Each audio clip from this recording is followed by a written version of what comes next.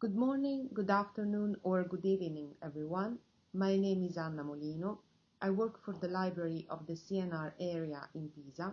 Together with my colleague Silvia Giannini, who's talking after me, we prepared the first two statements for the survey proposed to the GreyNet community. We started from the topic to foresee the future of grey literature.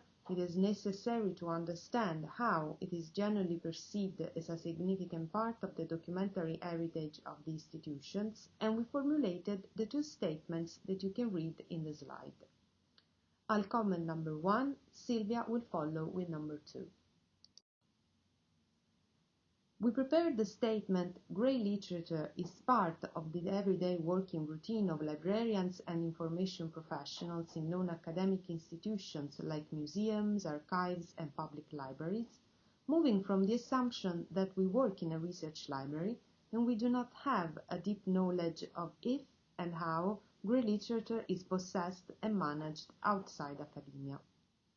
Therefore, our aim was to stimulate reactions, especially by information professionals operating in a context that is different from what we know better. The statement received 39 reactions. Besides the 10% of the respondents who disagree with it, there's a general agreement recognizing that grey literature is part of the work performed in non-academic institutions. However, the comments highlight an important point that, in our opinion, should be considered. Indeed, not all information professionals are aware that they manage informational resources that may be identified as grey literature.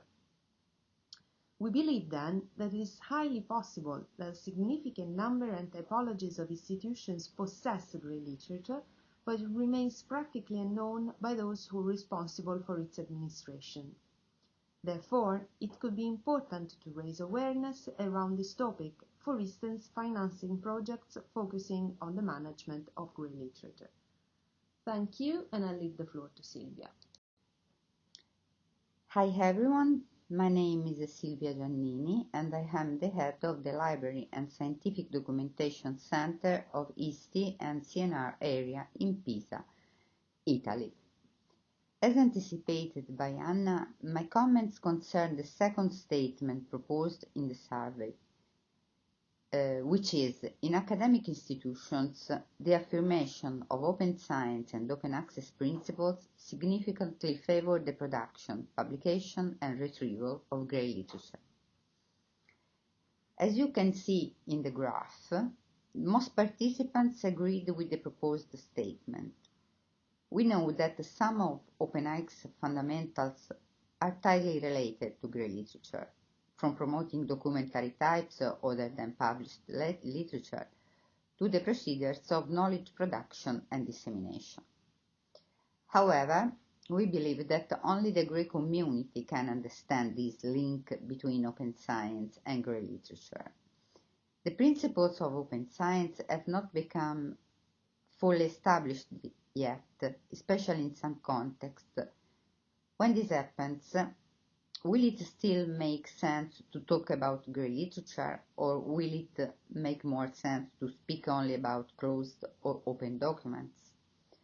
For these reasons, we collocate ourselves in the 8% who disagree with the proposed statement. In addition, what about grey literature's production in recent years? Since we handle the scientific production of our institution and we know the entire CNR scientific production, we notice that the affirmation of open science and open access principles has not favored an increase in the production of grey literature compared to published literature. As some colleagues suggest, there was an increase in preprints and research data, mainly because the data management is required by European Commission funding programs. How significant will the increase in preprint production be for the evolution of grey literature? How much has the growth in preprints related to the pandemic's spread and the need to access knowledge quickly and informally in the last 2 years? answer these questions, and it would be attractive to deepen these contents. So it's not easy to speculate on the future of the grey literature currently. Many questions and issues need further investigation. It seems reductive to think of grey literature only in terms of open or closed documents. Still, if you want grey literature to maintain its identity, we should strive to extend its knowledge to find a suitable place in the documentary landscape of the future. To address this issue, we wanted to investigate the Italian library context. Do the libraries know grey literature? Do they manage it? Further information is available in the poster we presented at the GL 2021 conference. Thank you to all.